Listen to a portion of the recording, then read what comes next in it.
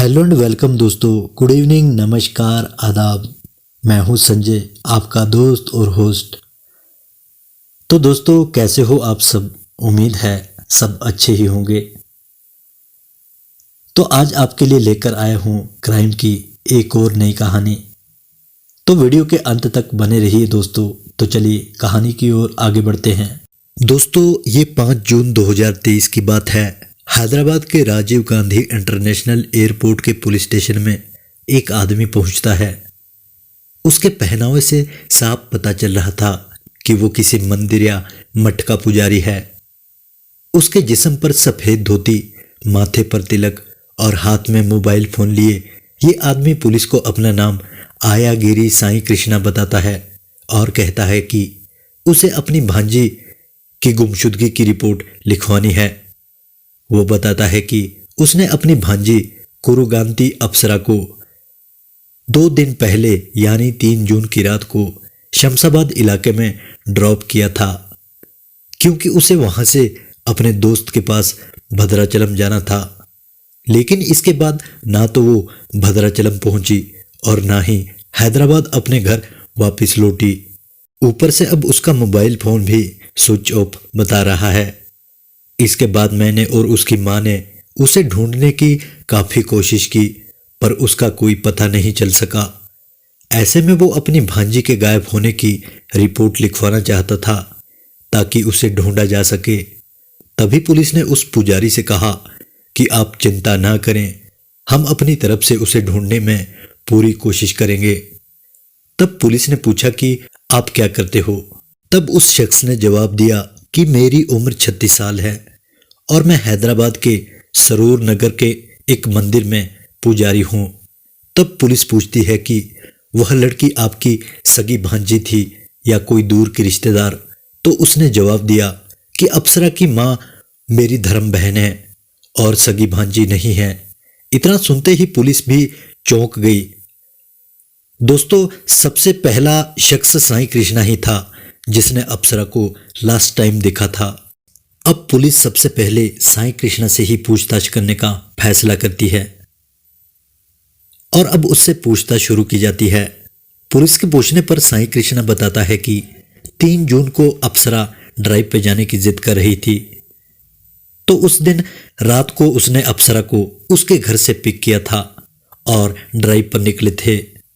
उसने कहा कि रास्ते में अप्सरा शमशाबाद जाने को कह रही थी, तो उसने अप्सरा को हैदराबाद के बाहरी इलाके शमशाबाद में ड्रॉप कर लिया, क्योंकि उसे वहां से आगे भद्राचलम जाना था। तो उसने उसे शमशाबाद में ड्रॉप कर दिया। लेकिन उसके बाद ना जाने अप्सरा कहाँ चली गई, कोई पता नहीं चल पाया। उसने आगे बताया कि वो लगातार उसे फोन करने की भी कोशिश कर रहा था, लेकिन उसका फोन लगातार स्विच ऑफ आ रहा था। उसने और उसकी मां ने साथ मिलकर उसे बहुत जगहों पर तलाश कर लिया, लेकिन कोई सुराग नहीं मिल पाया। अब पुलिस आयागिरी के बयान की तस्दीक करने के लिए सबसे पहले अप्सरा की मां के पास पहुंचती है। पुलिस के पूछने पर अप्सरा की मां बताती है कि वाकई उस रात आयागिरी और अप्सरा कहीं घूमने के लिए बाहर निकल गए थे, लेकिन उसके बाद अप्सरा का कोई पता नहीं चल सका कि वो कहाँ चली गई। अब पुलिस आयागिरी के बताए गए लोकेशन के आसपास के सभी सीसीटीवी कैमरों की जांच करती है, लेकिन सीसीटीवी कैमरों की जांच में आयागिरी द्वारा अप्सरा को पिक करने की पुष्टि तो हो गई, लेकिन जिस लोकेशन पर आयागिरी अप्सरा को ड्रॉप करने की बात कर रहा था, उस बात की पुष्टि कैमरे में नहीं हो पाती है। यानी उस रात आयागिरी ने अप्सरा को उसके घर से पिक तो किया था, पर ड्रॉप नहीं किया। अब सवाल ये था कि आयागिरी ये झूठ क्यों बोल रहा है कि उसने उसे ड्रॉप किया था। अब पुलिस वाले आयागिरी द्वारा बताए गए लोकेशन के आसपास हर एक जगह पर छानबीन शुरू करती है, लेकिन पुलिस वालों को उसके बयान की कहीं पर भी ये पुष्टि नहीं होती है कि आयागिरी ने उसे ड्रॉप किया है। जब पुलिस को उसके द्वारा बताए गए लोकेशन पर कोई सुराग नहीं मिलता, तो पुलिस एक बार फिर आयागिरी से पूछताछ करने का फैसला करती है। पुलिस जब आयागिरी से दोबारा पूछताछ करती है तो पुलिस के सामने वो हड़बड़ा सा जाता है। अब आयागिरी अपने बयान को बदलने लगा। बयान बदलते ही पुलिस को आयागिरी पर शक होने लगा। पुलिस उससे बार बार पूछ रही थी, लेकिन आयागिरी लगातार बयान बदलकर इधर उधर की बातें कर रहा था। अब पुलिस थोड़ा सख्ती से पूछताछ करने लगती है तो आयागिरी टूट जाता है और पुलिस को सारी सच्चाई बताने लगता है। दोस्तों, जब सच्चाई सामने आती है तो पुलिस वाले भी हैरान रह जाते हैं। आयागिरी पुलिस को बताता है कि अप्सरा अब इस दुनिया में नहीं है। वो बताता है कि उसने अपनी भांजी को कहीं भी ड्रॉप नहीं किया, बल्कि उसने उसे मार दिया है। पुलिस वालों को आयागिरी बयान देता है कि 3 जून की रात को आयागिरी अप्सरा को अपनी कार में बिठाता है और उसे घुमाने के बहाने शमशाबाद के इलाके में एक सुनसान पहाड़ी पर ले जाता है। उस जगह पर उन दोनों की किसी बात को लेकर लड़ाई हो जाती है। लड़ाई के दौरान आयागिरी बड़ा सा पत्थर उठाता है और अप्सरा के मुंह पर मारता है। अब आयागिरी एक के बाद एक कई बार अप्सरा के मुंह पर करता है और उसके मुंह को बुरी तरह से बड़ी ही बेरहमी से कुचल देता है। इसके बाद अप्सरा की तड़प कर वहीं पर मौत हो जाती है। अब वो अपनी भांजी को मार तो देता है, पर अब उसे शव को ठिकाने लगाने की चिंता होने लगती है। अब आयागिरी अप्सरा की लाश को पहले तो एक प्लास्टिक में लपेटकर कार के डिक्की में रख देता है और एक ऐसी ही जगह को ढूंढता है जहां लाश को जलाया जा सके। अब आयागिरी अप्सरा की लाश को वहां से थोड़ी ही दूरी पर एक और सुनसान जगह पर ले जाता है और आसपास से लकड़ियां इकट्ठी करने लगता है, मगर उसे लाश को जलाने के लायक पर्याप्त लकड़ियां नहीं मिल पाती। अब पकड़े जाने के डर से वो लाश को जलाने का अपना फैसला बदल लेता है। अब वो लाश को ठिकाने लगाने के लिए कोई नया रास्ता ढूंढने लगता है।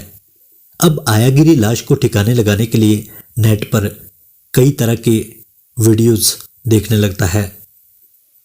1-2 क्राइम एपिसोड देखने के बाद उसके दिमाग में एक आइडिया आ जाता है। इधर उधर हलचल देखने के बाद आयागिरी कार को एक मैनहोल के पास ले जाता है और इसी मैनहोल में लाश को दफन कर देता है और मैनहोल का ढक्कन ऊपर से बंद कर देता है। लाश का किसी को पता न चल पाए, इसलिए आयागिरी मैनहोल पर 2 ट्रक मिट्टी से मैनहोल को ढक देता है। अब दूसरे दिन जब आयागिरी उस मैनहोल के बगल से गुजर रहा था तो उसने नोटिस किया कि मैनहोल से लाश की बदबू आ रही है। अब वो दोबारा मैनहोल से मिट्टी हटाकर मैनहोल को सीमेंट से अच्छी तरह से पैक कर देता है, फिर दोबारा मिट्टी से ढक देता है। अब लाश को सही से ठिकाने लगाने के बाद आयागिरी चैन की सांस लेता है। अब उसे यकीन हो चुका होता है कि कभी भी वो अब पकड़ा नहीं जाएगा, लेकिन उसे पता था कि उसकी बहन को पता है कि आयागिरी ही अप्सरा को घुमाने के लिए बाहर ले गया था। ऐसे में अप्सरा की मां पुलिस को शिकायत कर सकती थी। किसी को शक ना हो तो वो खुद ही अप्सरा की गुमशुदगी की रिपोर्ट लिखवाने पुलिस के पास पहुंच जाता है, मगर पुलिस के सामने उसका ये प्लान कामयाब नहीं होता है और आयागिरी का झूठ पकड़ा जाता है। अब पुलिस इस हत्या के मोटिव को जानने की कोशिश करती है तो आयागिरी एक चौंका देने वाले मामले का खुलासा करता है। आयागिरी के खुलासे के मुताबिक अप्सरा और वो पिछले काफी समय से रिलेशनशिप में थे। दोनों एक दूसरे को प्यार करने लग जाते हैं। भांजी और मामा का ये संबंध कैसे प्यार में बदल गया पता ही नहीं चलता है।